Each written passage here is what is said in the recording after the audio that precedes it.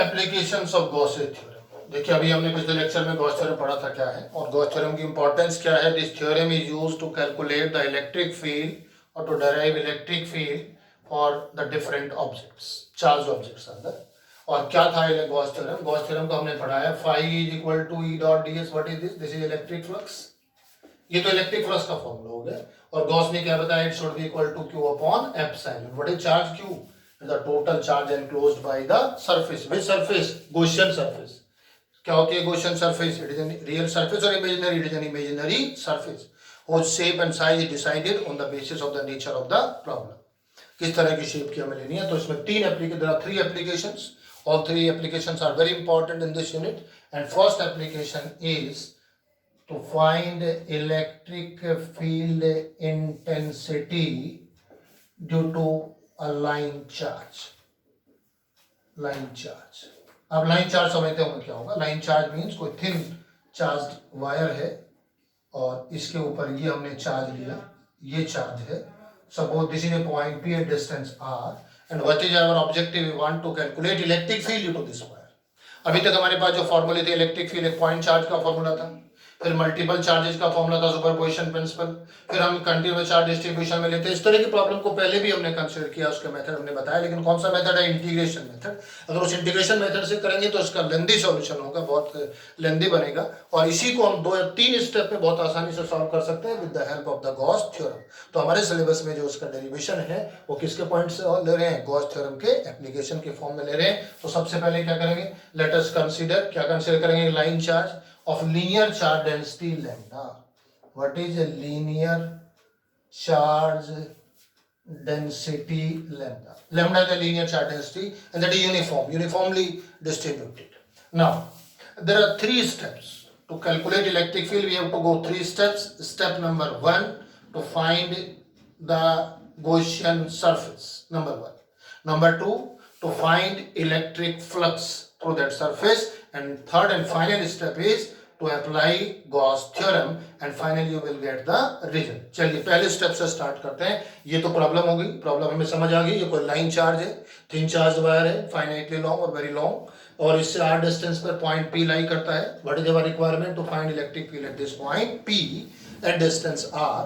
पहला स्टेप यहाँ से शुरू होता है। तो let us imagine a Gaussian surface in the form of a cylinder having this line charge on its axis. ये जो लाइन चार्ज है इसको हम एक्सिस पर मानते हुए सिलेंडर है। एक्सिस हम जानते हैं कुछ सिलेंडर है, इसका रिफिल जो होता है दैट इज द एक्सिस, और ये सिलिंड्रिकल सरफेस हो गई। So what is this? This is Gaussian surface. Surface imaginary surface है, सिलिंड्रिकल है, और इसका रेडियस कितना है? r है। And suppose its length is l। ये l लेंथ हम मान रहे हैं, ये कंसीडर किया। अब पहला स्टेप पूरा हो गया। We have imagine, we have considered, क्या कंसीडर किया है? Gaussian surface in the form of cylinder enclosing the line charge और having line charge along its axis. इतना काम करने के बाद अब हम दूसरे स्टेप पर आते हैं। क्या निकालना होता है? Total electric flux through Gaussian surface. Electric flux का फॉर्मूला, इलेक्ट्रिक फ्लक्स का formula phi is equal to integral E dot DS. ये फॉर्मूला इलेक्ट्रिक फ्लक्स का हमारे पास। अब कैसे निकालें इलेक्ट्रिक फ्लक्स को? कौन सा ई ले, कौन सा डीएस ले?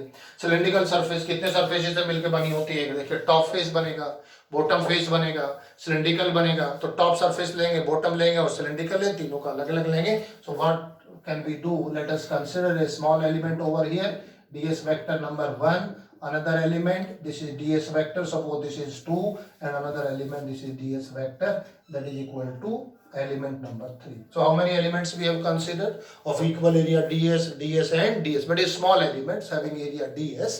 And देखिए इस पे डायरेक्शन किधर हो जाएगी? टॉप फेस है। what is the direction of this area? upward.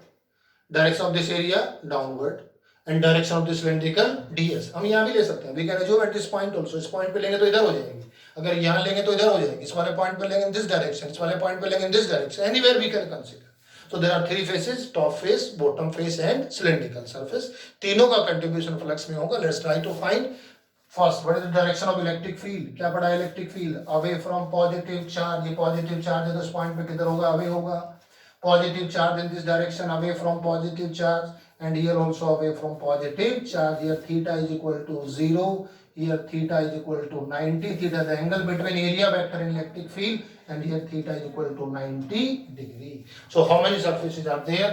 सबसे पहले देखिए फर्स्ट एलिमेंट के लिए ले रहे हैं, कितना लेंगे, E ds, कितना cos, कितना ले रहे हैं 90, E dot ds element number 1, कितना एंगल है दोनों के बीच में, E ds cos 90, element number 2, which element number 2, this element क्या है दोनों के लिए, E ds cos, दोनों के बीच में कितना है, 0 है, ये 0 हो गए, and third one is what is third one, E ds cos, कौन सा बनेगा 90, cos 90 बनेगा।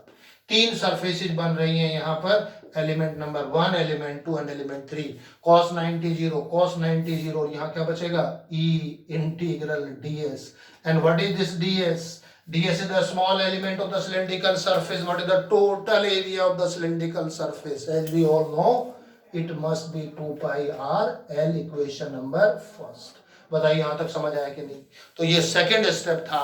अभी तक हमने कौन कौन से स्टेप्स लिए, फर्स्ट स्टेप में हमने गॉसियन सरफेस को इमेजिन किया, सेकंड सरफेस में हमने टोटल इलेक्ट्रिक फ्लक्स निकाला by our fundamental method, fundamental formula. अब क्या करेंगे हम, final step by applying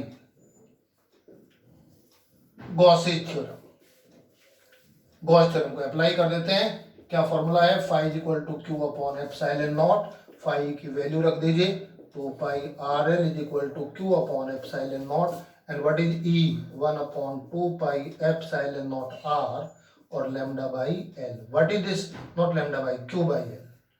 What is this q by l, q by l charge upon length, charge per unit length, क्या बनता है ये, that is called linear charge density.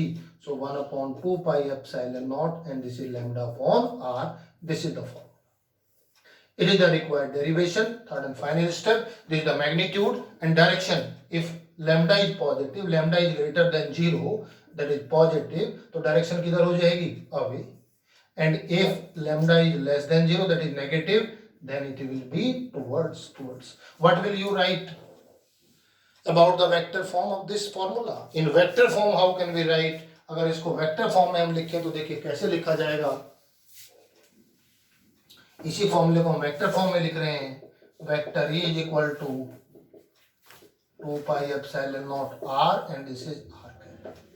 r cap ले लीजिए, इसमें r cap क्या है, यूनिट वेक्टर है which will provide the direction, positive charge away and negative charge towards. So this is the derivation of Gaussian surface electric field intensity due to a line charge. ये पहला derivation हो गया, ये पहला application पूरा हो गया। सेकंड एप्लीकेशन, अभी हमने फर्स्ट एप्लीकेशन पढ़ा है, लाइन चार्ज की वजह से इलेक्ट्रिक फील्ड निकालना है। अब हम किसकी वजह से निकालेंगे, इलेक्ट्रिक फील्ड ड्यू टू किसकी वजह से, thin infinite plane sheet of charge. Second problem है, और कौन से मेथड से निकालना है, by using Gauss theorem. Again अगर हम नॉर्मल मेथड से निकालेंगे तो इंटीग्रेशन मेथड लेना पड़ेगा, पहले के स्मॉल एलिमेंट ले उसकी वजह से निकालें, फिर टोटल को इंटीग्रेट करें, काफी लेंदी हो जाएगा। गॉस थ्योरम से बहुत आसान, 3 स्टेप्स में जैसे पहली प्रॉब्लम हमने सॉल्व की, और तीनों स्टेप से पहले सबसे पहले हमने ये क्या शीट इमेजिन की, इनफाइनाइट। ये क्या इंडिकेट करता है, infinite, it extends up to infinity. And now we have to consider a Gaussian surface. पहला step, to imagine a Gaussian surface. So let us consider an imagine, और let us imagine a Gaussian surface in the form of cylinder piercing this sheet. Piercing means passing through it and enclosing the charge. और कितने distance पे निकालना है, मान लीजिए centre से P point है, कितना डिस्टेंस है R, तो हमने एक 2r लेंथ का एक सिलिंड्रिकल गॉसियन सरफेस इमेजिन की, R शीट से इस साइड में है और R शीट से इस साइड में है, and since it is piercing through the sheet, so it encloses the charge, and let us imagine its uniform surface charge density is sigma. So first step is cover. What is this? This is a Gaussian surface. Gaussian surface. This is Gaussian surface. Now we come to the second step, to calculate total electric flux. Total electric flux through Gaussian surface. Gaussian surface. फिर देखिए cylindrical है, कितने से surface से मिलकर बनेगा, 3 से बनेगा। ये भी सर ये वाली है, और कौन सा है, सिलिंड्रिकल है। तो देखिए यहाँ पे हमने एक एलिमेंट माना 1, ये एलिमेंट मान लिया हमने 2 और ये एलिमेंट कौन सा कंसीडर कर लिया हमने 3 एलिमेंट कर लिया। और अगर ये थर्ड एलिमेंट है तो देखिए चार्ज कैसा है पॉजिटिव, ये शीट है थिन शीट है, इस वाले पॉइंट पे इलेक्ट्रिक फील्ड किधर जाएगा अवे जाएगा। तो this is the direction of electric field and similarly this is the direction of electric field and here this is the direction of electric field. Here electric field in this direction, यहाँ भी electric field की direction ये हो जाएगी और यहाँ theta की value कितनी हो जाएगी 0, यहाँ थीटा कितना होगा बताइए 90, यहाँ थीटा कितना हो जाएगा 0। तो देखिए जितनी प्रीवियस नॉलेज है वो इसमें अप्लाई हो रही है। दो नॉलेज चाहिए, किसके चाहिए, what is the direction of electric field due to a positive charge. इस पॉइंट पर लेंगे तो अवे इन दिस डायरेक्शन, इस पॉइंट पर लेंगे then away in this direction. और ds तो हमने बताया area is always normal to the surface. ये वाली सरफेस आपने ली है, इस पे नॉर्मल इधर होगा, इस पे नॉर्मल इधर होगा, ये सरफेस हमने ऊपर ली। You can imagine this element over here anywhere on the cylindrical surface, doesn't matter. So this is your second step. Come to the second step means to calculate total electric flux phi E, that is equal to E dot ds.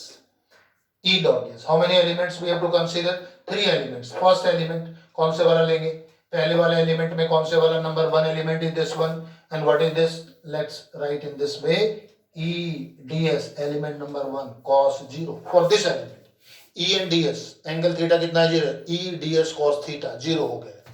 What about second element, we are talking about second element. Second element is which one, this one, E ds cos 90 and third element is how much, E ds cos कितना आएगा 0 आएगा। ये third element हो गया, तीनों से total flux का हो गया।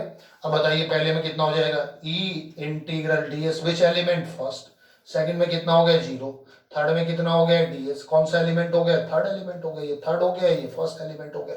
और दोनों के देखिए आइडेंटिकल है, सिलेंडर है तो ये साइज और ये साइज सिमेट्रिकल, दोनों कैसे हैं आइडेंटिकल है। तो एरिया कितना होता है पाई आर स्क्वायर, ये कितना होता है पाई आर स्क्वायर। क्या करते हैं इसको एरिया ए मान लेते हैं and it will be equal to EA plus EA that is equal to twice of E into A and that is equation number first. Second step is का or and final is by applying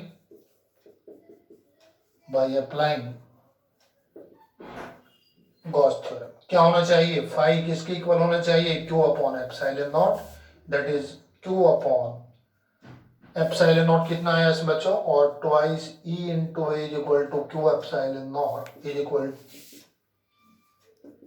Q upon 2 epsilon naught E। And what about this one? Or E is equal to this sigma upon 2 epsilon naught. What is sigma?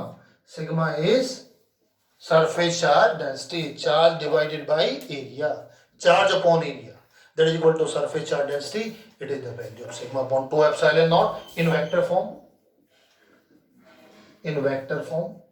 E vector sigma upon 2 epsilon naught, this is n cap, what is n cap, direction किधर, away from the positive charge and towards the negative charge। And one important thing which we have observed in the result of this electric field is it is independent of this distance r। ये r पे depend नहीं करता है, पहले case में r के inversely proportional था, इस वाले एप्लीकेशन में r पे डिपेंड नहीं करता है। तो electric field due to a thin infinite plane sheet of charge is independent of the distance of the point from the sheet. तो बच्चों this is the derivation of electric field due to a thin sheet. अब देखिए इसका application लेते हैं। अभी हमने result निकाला, एक शीट की वजह से कितना रिजल्ट आया, एक शीट का रिजल्ट आया is equal to sigma upon 2 epsilon naught. There are two infinite plane thin sheets, this is one sheet, this is another sheet, and we want to find electric field intensity due to these two parallel sheets at there are 3 different points, at point P, at point Q and at point R। Suppose both are the density sigma 1 and sigma 2 may be equal or may not be equal। देखिए कैसे निकालेंगे।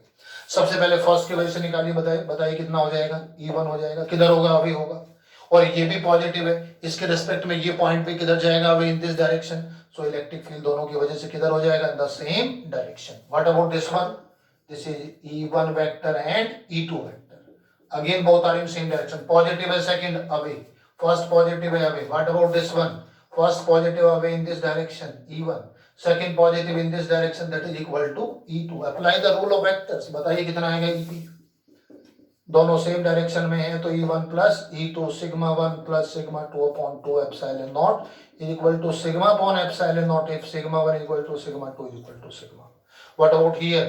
EQ is equal to E1 minus E2 sigma 1 minus sigma 2 upon 2 epsilon naught is equal to 0 if sigma 1 is equal to sigma 2, and similarly you can find the same case that is equal to sigma 1 plus sigma 2 upon 2 epsilon naught is equal to sigma upon epsilon naught कब, if sigma 1 equal to sigma 2 is equal to sigma। ये value आ गई, 3 steps आ गए, तीनों step पे हमने find कर दिया। और देखिए इसी में एक और एप्लीकेशन भी कर सकते हैं, बड़ा अच्छा इंपॉर्टेंट क्वेश्चन बनेगा। पहला ही होगा, सेकंड एक और बना सकते हैं। अगर इसमें हम दूसरी प्लेट को नेगेटिव कर दें तो नेगेटिव से रिजल्ट्स मेथड्स एक रहेगा, केवल किसकी चेंज हो जाएगी, डायरेक्शन चेंज हो जाएगी।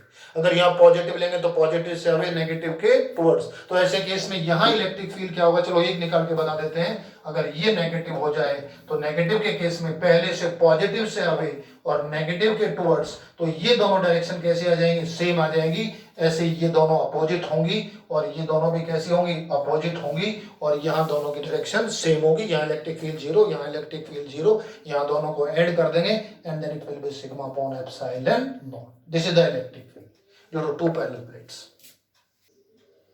ये समझ आया बच्चों, पॉजिटिव नेगेटिव। चलिए शायद किसी बच्चों को प्रॉब्लम हो गई और थोड़ा अच्छी तरह से समझा देते हैं। देखो कैसे आएगा, हमें तो एक का फॉर्मूला पता है, दूसरे का उसी तरह से फाइंड कर सकते हैं। एक first plate is positive, second plate is negative. अब बताइए दोनों से क्या बनेगा, लेट्स ट्राई टू अंडरस्टैंड। दूसरे वाला एग्जांपल हो गया, इसी में पॉजिटिव चार्ज है तो इस पॉइंट पे किधर होगा, अवे, अवे किधर हो जाएगा, ये पॉजिटिव है, यहाँ से देखिए अवे किधर हो गया, ये डायरेक्शन। ये चार्ज नेगेटिव के कैसा हो गया, टुवर्ड्स। तो बताइए ई कितना आ जाएगा क्यू पॉइंट पर, that is E1 plus E2। भाई both are in the same direction.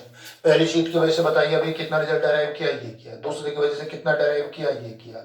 तो दोनों का आ जाएगा सिग्मा 2 अपॉन 2 एप्सिलॉन नॉट, और ये आ जाएगा सिग्मा अपॉन एप्सिलॉन नॉट कब, if sigma is equal to sigma 2 is equal to sigma. So आगे हम यूज करेंगे what is the electric field, कब इलेक्ट्रिक फील्ड, अगर सिग्मा दोनों पे यूनिफॉर्म है, चार्ज अपॉन एरिया कितना हो जाएगा, Q upon epsilon not a. This is the electric field between the two plates. दो प्लेट के बीच का इलेक्ट्रिक फील्ड है ये, यहाँ पर इलेक्ट्रिक फील्ड होगा। और अगर दोनों के ऊपर यूनिफॉर्म चार्ज डेंसिटी का मैग्नीट्यूड सेम है तो यहाँ इलेक्ट्रिक फील्ड कितना आएगा, 0 आएगा, और यहाँ इलेक्ट्रिक फील्ड कितना आएगा, 0। क्यों, दोनों की वजह से कैसा हो जाएगा, equal and opposite. This is E1 and this is E2, तो बहुत equal and opposite. This one is E1 and this one is E2। E2 towards the negative, E1 away from positive। तो यहाँ भी 0 हो जाएगा और यहाँ भी कितना हो जाएगा, 0 हो जाएगा। This is the value of electric field due to the combination of two sheets।